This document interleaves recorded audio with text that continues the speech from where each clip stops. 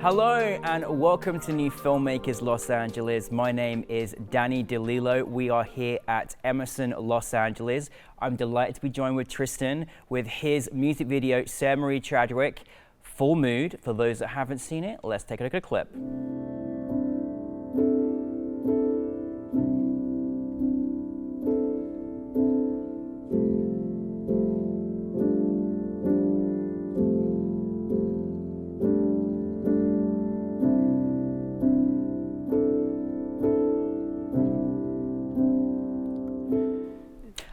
Tristan, I'm delighted to be with you in person. Yeah, it's so cool. Haven't done this, and thank you, because I know you come to New Filmmakers events before, so it's lovely to have you here with your film this time. Thank you. You know I'm a big fan of your music video. I just felt it was just a beautiful, beautiful articulation of love through this wonderful song. But for those that haven't seen it, tell us a little bit brief synopsis of the story of this song.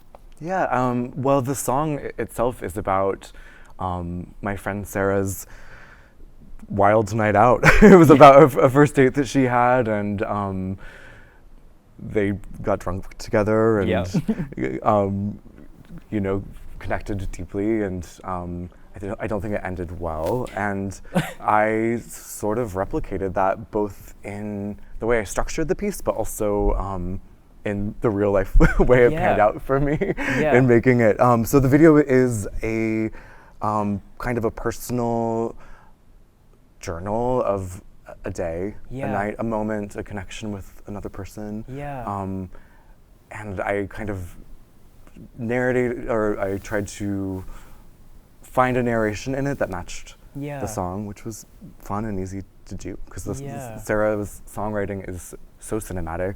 Oh my and goodness. she creates such intimate, tender, clear scenes, so it's really easy to find cinema in her lyrical writing and also her melody. So well, you're great collaborated really well together on this, obviously, but you know, I love just the idea of just a connection. You know, there's so many connections that we make in our lives, in our worlds, and this, you just, you know, captured it almost like a sort of photo journal. It was beautiful, and with this background, this beautiful music as well, it was just it was wonderful. I watched it several times because I really enjoyed it for the song and for what you put together. Now, I'm always so curious, when you're creating a music video like that, like is it kind of pressure when you're taking a song with these great lyrics and great music and great voice to turn into a music video, and how do you go into sort of putting that together?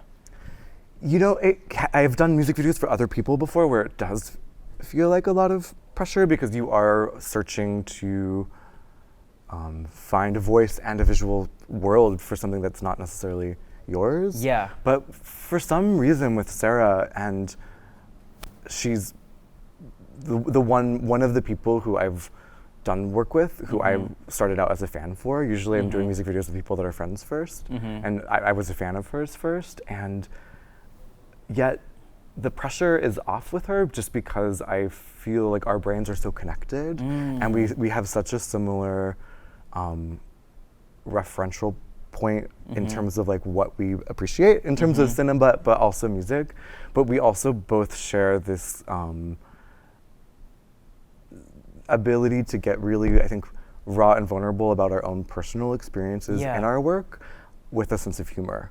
Sarah has this wicked sense of humor, and this record that this song is off of, a lot of the songs are about her experience with a suicide attempt, and she sings about them really candidly and with a lot of candor that I've not really experienced hearing people talk about that topic with, and yet she finds humor in it, and in the way that she's been talking about that experience in terms of her press cycle with this record, she's found this way to just be really humorous about this experience that is so deeply dark. And so I feel just with her that we're coming from a really similar place of experiences Yeah. and approach to them. Yeah, absolutely. Was that the question you No, asked? that was great. No, I love the journey we took on that, and thank you for sharing that, because I think it's a very important subject to bring up as well, and love how she, just allowed that emotion to come through her music too. Now, obviously, you took a bit more than a behind scenes role with this film. Yeah. Tell us a little bit about how you were involved in being on camera, and also how you developed that relationship on camera with your co-star. Yeah, it was an interesting thing to navigate. I did start out as an actor, so being on camera for me is more comfortable than it can be for most filmmakers, I think. But I do like to avoid being on camera now, if possible. You're so good, though.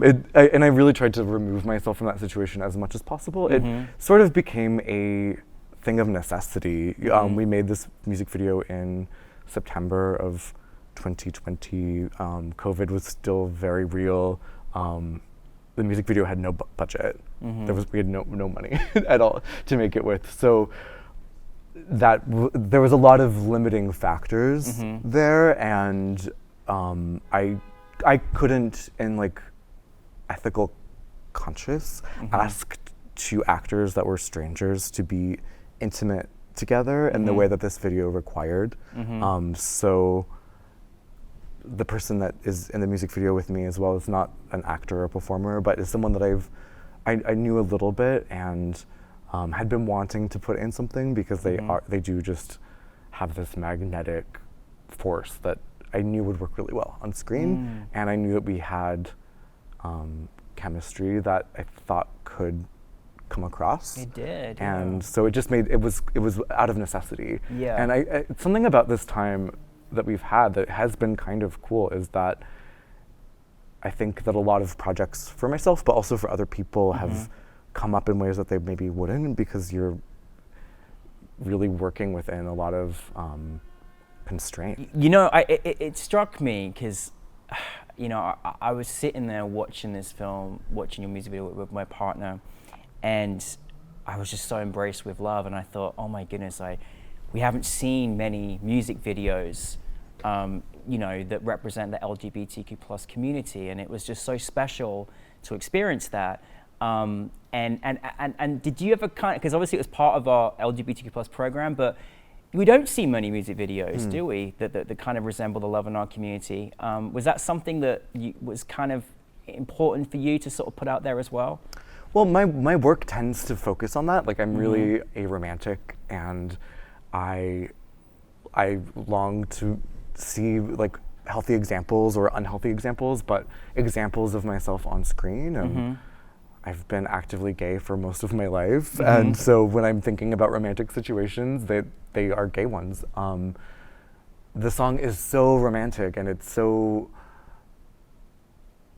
has this like really nostalgic romance to it, and when I heard it, it just like it really hit me in my like inner core of just that like longing that I have to be in those romantic situations. So to me there was no other way around it. It wasn't necessarily a conscious choice, but it is just like the world that I live within, and Sarah is very much a part of that community. So even though she's currently married to a man, she has had queer relationships, and she's a very big Liza Minnelli fan, so she's explains everything. A gay man. No, I love that. Well, I love the style of the film as well. It was almost like looking through kind of old photos, if you know what I mean. It was a real journey, obviously, in a day. But I'm just curious, from a music video perspective, there's a lot of kind of montage kind of experiences you need to get, and I'm just always so curious, like, how do you go and find like your B-roll to kind of capture, and what's that kind of process for you? Yeah, well, so because I was spending the time in New York City, New York City to me is really romantic. It's beautiful. I always say that LA is like the high school boyfriend that I married, and we're still married out of convenience because we like have a kid and like a mortgage or whatever. And like to me, New York has always been like where I have my affair. It's just like it's sensual, it's romantic, it's full of this energy. So it felt as I was thinking about the relationship in the music video, I was also just surrounded by the city that to me is really innately romantic and pulsing with sensuality. And like to me, the buildings are erotic, and the whole dynamic of that city is just really, it's classically romantic, and the song is so classically romantic. And in cinema, I feel like New York often serves as this, you know, if you're telling a love story, it's like New York or Paris or London. Like it's classic in the cinema dialogue in terms of creating romance. And kind of to talk about like the queer thing a little bit as well, I felt like the song is such a universal story. It doesn't really matter who's in it, right? Absolutely. And you can kind of place it anywhere. Had I been in Utah, I'm sure that there would have been, you know, the rolling Salt Lake field would have could have done the same thing. Well, it's universal. I mean, I think that's the one thing. And love is love, and is love. So it was just really good. It could have worked in so many ways, but I loved how you articulated that. What is next for you, Tristan? What's happening next? Yeah, it's been this year's been really cool in terms of work. I've been. And I would say I would recommend to all filmmakers, like with this music videos experience, shooting it myself on my own phone.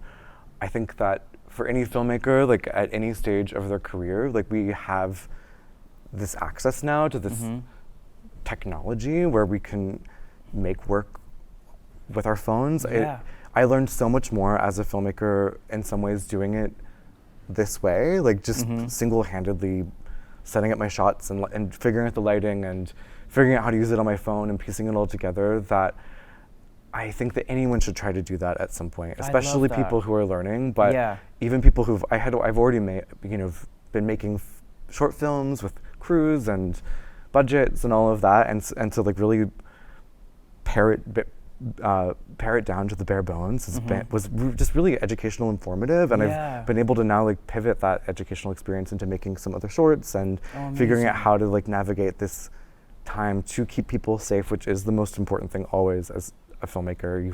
Especially as a director or producer, your job is to really keep your team safe. And I think particularly in this COVID time, it's been our biggest challenge in that responsibility. And what I was able to learn doing this, I've been able to apply to two other shorts now. So I have a short that's currently on the festival circuit called Lilac Lips, Dutchess County. It's a campy, weirdo retelling of the story of Narcissus. It's weird. It's a bit John Waters camp absurdist. And then I have another film that I'm currently wrapping up my edit on. It's a dreamy, surreal love story that should be ready to be seen in August. I think that we know where it's going to be, but I don't think I can say that yet. But if you're curious about it, it will be announced shortly. Fantastic. They're very different. They're two very different pieces. One is like absurdist, comedic camp, and the other is just like a very sincerely genuine love story, which you know, I like to oscillate between those two worlds. Well, I think as what I like about your vision is we never know what journey you're going to take us on next, which is always very exciting and intriguing. So thank you. But Tristan, thanks so much for being part of the New Filmmakers family, and welcome to now being part of the alumni family. And we're so thankful you brought your film to us. So big round for Tristan, everybody. Such a great experience. Yeah, it was really an honor to be a part of such wonderful filmmakers, and just to show the work along such strong, powerful stories was just a real treat. It really was. Yeah. Thank you very much, Tristan. Thanks for having me. Tristan, everybody. Tristan. Nice to meet you guys. Thank you.